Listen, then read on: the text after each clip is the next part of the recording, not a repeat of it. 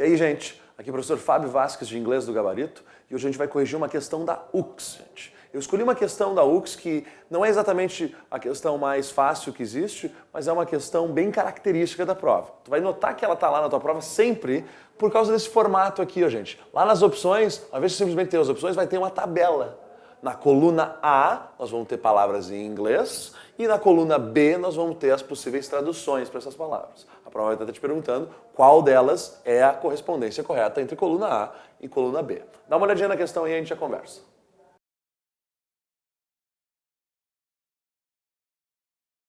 Então, gente, o que a gente tem que saber, o que a gente tem que ter em mente para poder responder esse tipo de questão, gente? Esse tipo de questão não está te cobrando um conhecimento de dicionário, não quer saber se tu conhece as palavras de cor. Não, ela quer saber se tu sabe essas palavras no contexto. Como é que tu sabe disso? Porque cada uma das opções tem a linha. Linha tal, linha tal, linha tal, linha tal. Ou seja, tu vai ter que ir na linha, ler a frase, talvez ler o parágrafo todo, para de fato entender o que a palavra significa naquele contexto, certo? Por que a gente sabe que a prova está tentando te sacanear? Porque ela vai botar palavras fáceis, do tipo fires. E talvez tu pense, fogos. Bem, a opção era encosta. Talvez tu queira eliminar essa opção de cara, mas tu não deve fazer isso. Tu deve olhar no contexto e ver se faz sentido. Talvez seja um sentido da palavra que tu ainda não conhece muito bem e só vai conhecer a partir de agora. Outra coisa que a prova pode fazer, gente, é usar, por exemplo, a palavra attempts aqui e botar como opção atentados. Muita gente, por pressa, vai achar que, bem, vou marcar essa aqui porque é mais parecida. Gente, vocês sabem que existem muitos falsos cognatos na língua, a gente não pode simplesmente ir pela qual é mais parecida. De novo, vai no contexto e verifica. Vamos olhar aqui, gente. A primeira correspondência que a prova diz pra gente é que shootouts seriam espingardas. The film does not spare on violence as there are several shootouts. O filme não economiza na violência porque há diversas espingardas. Gente, talvez até isso possa fazer sentido em alguma situação, em algum universo, certo?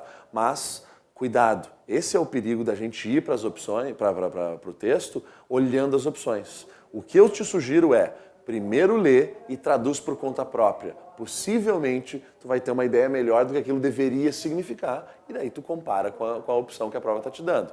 Espingardas não faz muito sentido. Shootouts, gente, são tiroteios. Então, nesse caso, faz mais sentido. Um filme violento, né? Tem muitos tiroteios.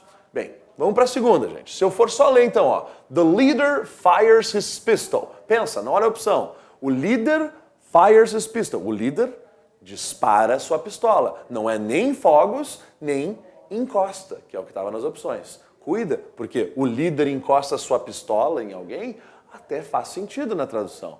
Mas não faz nenhum sentido se tu pensar que a palavra fire tem sempre essa relação, obviamente, com fogo. Ou seja, disparar faz mais sentido. Essa tá fora também. Terceira, gente.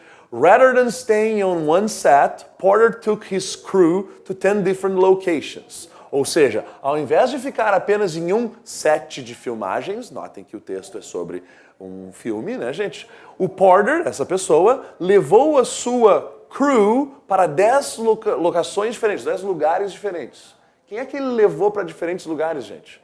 A equipe dele. Ou seja, crew, equipe, certa? Essa é a nossa resposta. Mas vamos conferir rapidinho as outras. Unlike other film attempts which kept a stable camera position, ou seja, diferente de outras tentativas de filme que mantinham a câmera estável, o texto te explica que eles adotaram essa técnica de mexer a câmera, certo? Então aqui nós temos tentativas e não atentados.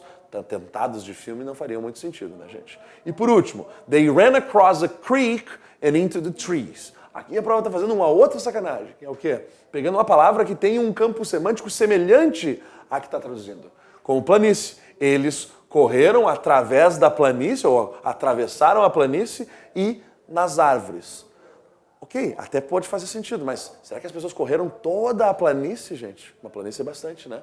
Creek, gente, na verdade é um riacho, um pequeno, né, filete de água, alguma coisa assim. Então eles atravessaram o riacho e foram para as árvores. Ou seja, a resposta certa realmente só podia ser letra C, equipe. Uma questão difícil, que cobra um pouco de vocabulário, mas muita atenção na leitura. Certo? Te cuida, boa prova domingo e não esquece, o gabarito é teu.